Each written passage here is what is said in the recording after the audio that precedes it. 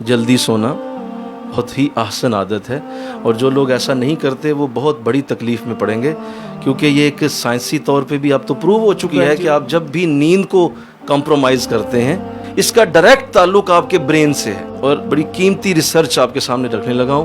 ہمارا جو برین ہے نا، جو اللہ نے جب تخلیق کیا ہے تو یہ کمال قسم کا کمپیوٹر ہے، اس کے اندر اللہ نے کمال قسم کی فنکشنالٹی رکھی ہے۔ وہ کیا ہے، عشاء کے بعد جب وقت شروع ہوتا ہے تو آٹومیٹیکلی یہ شٹ ڈاؤن ہونا شروع ہوتا ہے، یعنی اس کے جو فنکشنز ہیں وہ آہستہ آہستہ بند ہونا شروع ہو جاتے ہیں۔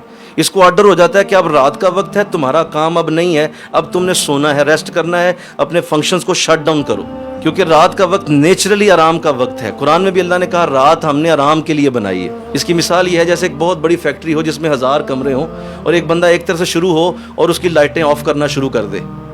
ایسے یہ شٹ ڈاؤن ہوتا ہے، ایک دم نہیں ہوتا، لیکن تھوڑا تھوڑا کر کے یہ آہستہ آہستہ اپنا فنکشن بند کرتا چلا جاتا ہے، اور یوں یہ تقریباً 11 سے 12 بجے تک یہ اس کے سارے فنکشنز آف ہو چکے ہوتے ہیں۔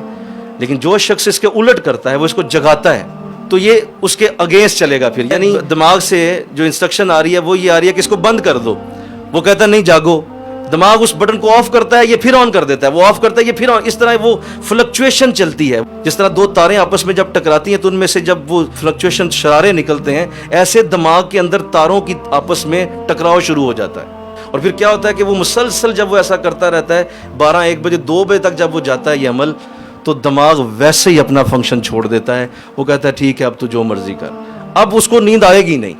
اب وہ سونے کی کوشش کرے گا نا 2 بجے کے بعد، نیند نہیں آئے گی، وہ سونا چاہتا ہے اب لیکن نیند نہیں آئے گی، کیونکہ دماغ اپنا فنکشن چھوڑ چکا ہے۔ اس طرح جب کوئی روز ہی عمل کرے گا، 1 دن 2 دن 3 مہینے 2 سال تک جب جائے گا، تو دماغ کی تاریں فلکچویٹ ہو کے پھر اپنا اثر ظاہر کرنا شروع کریں گے۔ کیا؟